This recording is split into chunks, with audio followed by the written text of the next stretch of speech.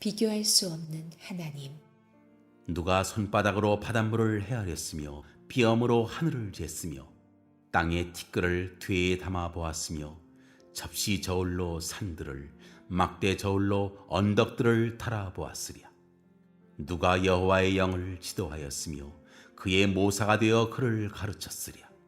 그가 누구와 더불어 의논하셨으며 누가 그를 교훈하였으며 그에게 정의의 길로 가르쳤으며 지식을 가르쳤으며 통달의 도를 보여주었느냐. 보라, 그에게는 열방이 통의 한 방울 물과 같고 저울의 작은 티끌 같으며 섬들은 떠오르는 먼지 같으리니 레바논은 땔감에도 부족하겠고 그 짐승들은 번제에도 부족할 것이라.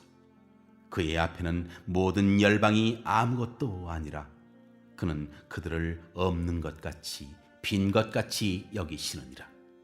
그런즉 너희가 하나님을 누구와 같다 하겠으며 무슨 형상을 그에게 비기겠느냐.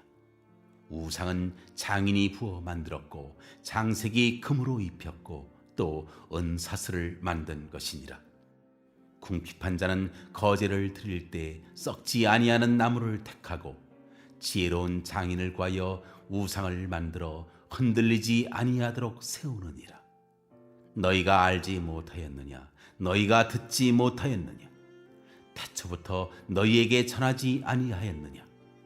땅의 기초가 창조될 때부터 너희가 깨닫지 못하였느냐?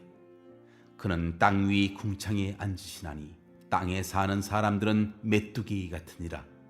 그가 하늘을 차일같이 펴셨으며 거주할 천막같이 치셨고 귀인들을 폐하시며 세상의 사사들을 헛되게 하시나니 그들은 겨우 심기고 겨우 뿌려졌으며 그 줄기가 겨우 땅에 뿌리를 박자 곧 하나님이 입김을 부으시니 그들은 말라 회오리 바람에 불려가는 초계 같도다.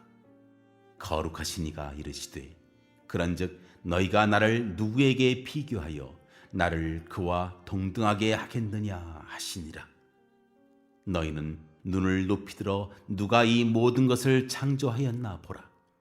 주께서는 수요대로 만상을 이끌어내시고 그들의 모든 이름을 부르시라니 그의 권세가 크고 그의 능력이 강함으로 하나도 빠짐이 없느니라.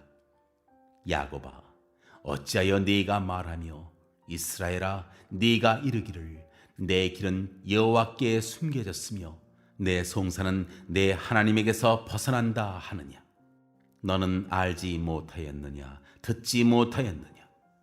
영원하신 하나님 여호와 땅끝까지 창조하신 이는 피곤하지 않으시며 곤비하지 않으시며 명철이 한이 없으시며 피곤한 자에게는 능력을 주시며 무능한 자에게는 힘을 더하시나니 소년이라도 피곤하며 곤비하며 장정이라도 넘어지며 쓰러지되 오직 여호와를 앙망하는 자는 새 힘을 얻으리니 독수리가 날개치며 올라감 같을 것이요 다른 박질하여도 곤비하지 아니하겠고 걸어가도 피곤하지 아니하리로다.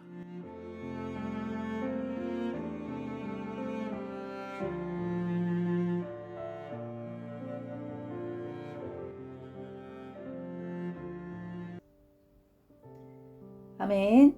오늘의 말씀은 여호와를 앙망하는 자라는 제목으로 이 새벽의 말씀을 함께 묵상하길 원합니다. 우리는 누구나 내가 할 수 없는 한계를 부딪히는 경험을 하게 됩니다. 육체적인 한계가 있을 수 있고 경제적인 한계, 또 인간 관계의 한계, 심지어 믿음의 한계까지 부딪히게 됩니다. 내가 아무리 노력해도 해결되지 않는 그 한계의 문제 앞에서 우리는 과연 이 문제를 어떻게 해결할 수 있을까요?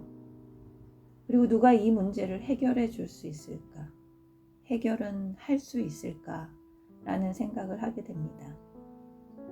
오늘 본문의 말씀이 바로 그런 상황 속에서 이스라엘 백성들에게 선포된 하나님의 위로의 메시지의 말씀입니다. 이스라엘의 상황은 지금 바벨론 포로로 끌려가 절망과 낙심 가운데 있었습니다. 이사야 선지자는 이 고단한 포로 생활 가운데 있던 백성들에게 하나님이 어떤 분인지 선포하고 있습니다. 먼저 하나님은 창조주이십니다. 12절 말씀입니다. 누가 손바닥으로 바닷물을 헤아렸으며 뼘으로 하늘을 쟀으며 땅의 티끌로 되에 담아 보았으며 접시 저울로 산들을 막대 저울로 언덕들을 달아 보았으랴. 이 땅의 모든 물질적, 공간적 한계를 초월하시는 하나님을 말하고 있습니다. 그에 반해 인간은 너무나 미약한 존재로 마치 한 방울 같고 티끌에 불과하다고 말씀하십니다. 15절 말씀입니다. 보라, 그에게는 열방이 통의 한 방울 물과 같고 저울의 작은 티끌 같으며 섬들은 떠오르는 먼지 같으리니. 그렇기에 하나님은 그 미약한 존재인 인간이 만든 우상과는 비교할 수 없는 분임을 말하고 있습니다.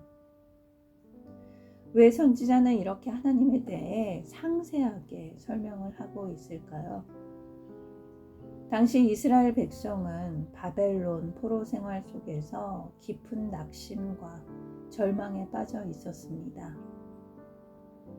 그들의 마음 가운데는 하나님은 우리를 버리셨고 우리의 기도를 듣지 않으신다라는 생각을 했습니다. 이런 낙심 속에서 하나님에 대한 신뢰가 무너지게 되었습니다. 그래서 이사야 선지자는 백성들의 시선을 현실의 문제가 아니라 하나님의 본질로 돌리려 했습니다. 그들은 지금 자신의 눈과 마음을 짓누르고 있는 그 고통스러운 현실의 문제에 집중을 하고 있었습니다. 지금 내 눈앞에 벌어지고 있는 그 고통의 시선을 하나님께로 돌려놓고 있습니다. 너희가 지금 너희의 문제에 갇혀 하나님을 보지 못하고 있다. 지금 상황보다 훨씬 크고 위대하신 하나님을 다시 기억해라. 그래서 선지자는 아주 길고 구체적으로 설명하고 있습니다. 하나님이 온 우주를 만드셨다라는 사실과 모든 민족과 왕들도 하나님 앞에서 작은 먼지에 지나지 않다는 것, 그리고 하나님은 피곤치 않으시고 능력이 충만하신 분임을 기억하게 합니다. 제가 몇 달 전 길을 가다가 한 남자아이가 서서 혼자 막 울고 있는 것을 보았습니다.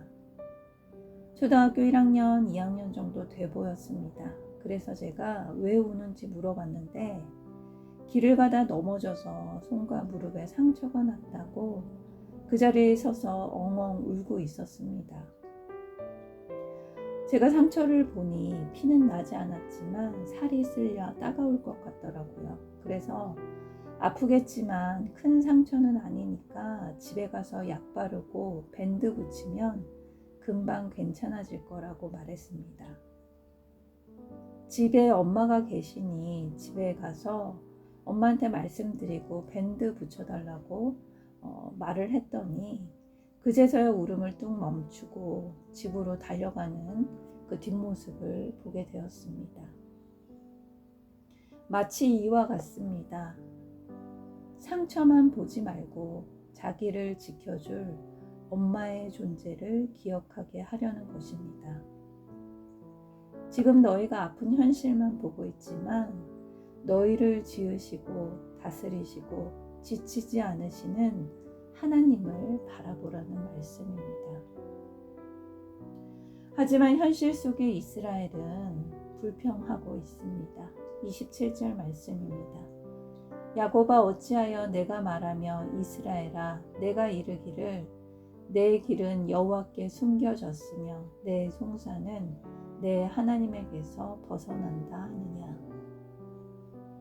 내 길은 여호와께 숨겨졌다라는 그 말의 뜻은 하나님은 내 사정을 모르신다라는 말입니다. 내 인생에서 지금 무슨 일이 일어나고 있는지 하나님은 도통 관심을 두지 않는다는 표현입니다. 그래서 내 송사는 내 하나님에게서 벗어난다. 즉, 내 억울한 일, 내 고통에 대해 하나님은 신경도 쓰지 않고 해결해 줄 생각도 없으신 분이라는 그 불평 섞인 고백입니다. 하지만 이에 대해 하나님은 이렇게 답하십니다. 28절에서 29절 말씀입니다. 너는 알지 못하느냐, 듣지 못하였느냐, 영원하신 하나님 여호와 땅끝까지 창조하신 이는 피곤하지 않으시며 곤비하지 않으시며 명철이 한이 없으시며 피곤한 자에게는 능력을 주시며 무능한 자에게는 힘을 더하시나니. 우리는 지치고 쓰러져도 하나님은 지치지 않으시는 분이라는 사실과 우리가 약할 때 우리를 붙드시는 분이 바로 하나님임을 기억하라고 말씀하십니다. 그래서 이사야 선지자는 하나님을 앙망하라고 말합니다. 포로 생활 속에서 너희가 하나님과 동행할 수 있는 단 하나의 방법은 바로 하나님을 앙망하라는 것입니다. 31절 말씀입니다. 오직 여호와를 앙망하는 자는 새 힘을 얻으리니 독수리가 날개치며 올라감 같을 것이요 다른 박질하여도 곤비하지 아니하겠고 걸어가도 피곤하지 아니하리로다. 앙망하다라는 뜻은 단순히 기다리라는 뜻이 아닙니다. 히브리어의 원뜻은 기대하다, 갈망하다, 끈질기게 바라보다입니다. 포로 생활 속에서 그들은 하나님께서 과거에 행하신 구원을 기억하며 살아야 했습니다. 그 기억을 통해 앞으로 하나님께서 행하실 해방과 구속을 다시 기대하고 살아갈 수 있었기 때문입니다. 그런 신앙의 기대와 기다림으로 그들은 이 절망스러운 환경 속에서도 하나님과 동행하고 독수리의 날개치며 올라감 같은 새 힘과 지혜 그리고 새 창조를 경험할 수 있습니다. 결국 믿음이라는 것은 하나님을 기다리는 삶을 의미합니다. 비록 지금은 힘든 터널을 가고 있지만 하나님이 반드시 일하실 것을 믿고 기다리는 것, 앙망하는 자가 바로 믿음의 사람입니다. 함께 묵상하길 원합니다. 지금 내 삶의 가장 큰 고난과 두려움과 불안은 무엇입니까?